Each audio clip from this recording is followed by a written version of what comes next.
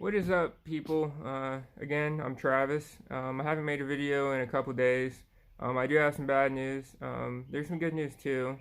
I guess I'll lead off with the good news. The good news is that I'm alive and I'm still trying to get sober. I still have a desire to get sober, and I'm still willing to put in the work to get sober. The bad news, obviously, I'm sure you might be able to guess by now, is I've relapsed on meth.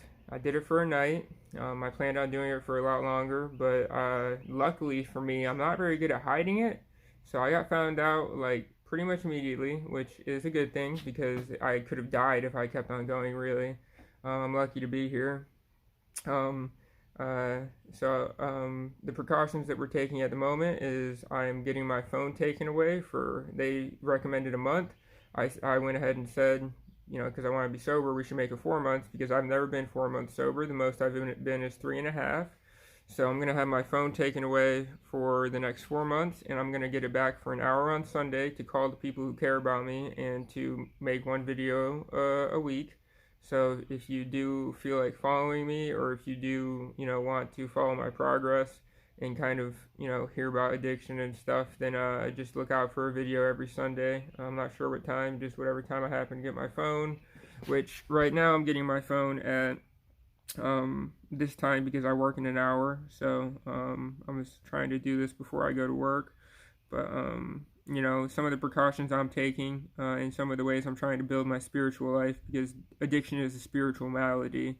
It's a spiritual disease.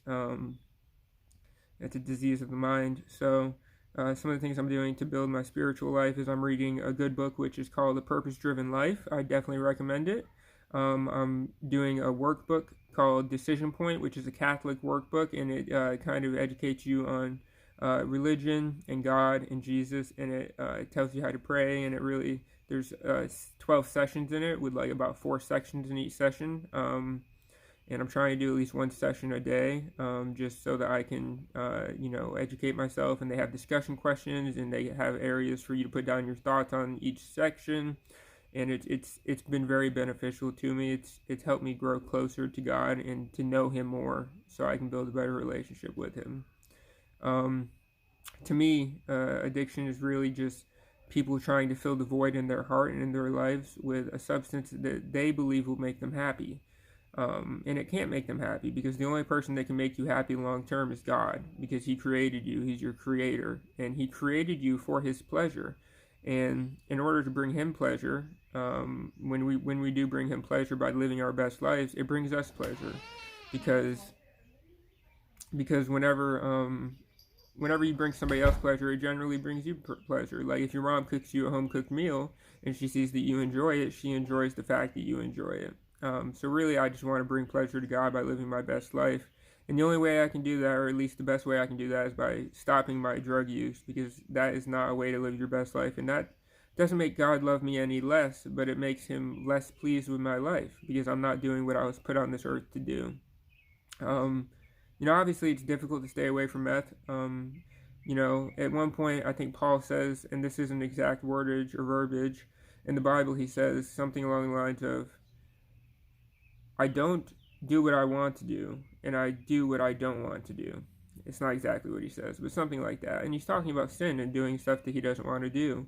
And that's the problem with addiction, is that a lot of us don't want to use drugs. We deep down know, or even not so deep down, even on the forefront of our mind, we know it's not going to make us happy. But our brain confuses pleasure with happiness. And it's easy for your brain to do that because they both feel similar. Happiness is durable, and it's long lasting. Pleasure cannot exist past the point of the activity that derives the pleasure. So pleasure cannot exist longer than the activity that derives the pleasure. Pleasure from drugs cannot last longer than doing the drugs, or a couple hours after you do the drugs.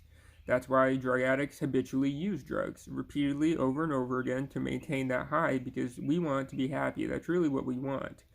And we do it in a selfish way.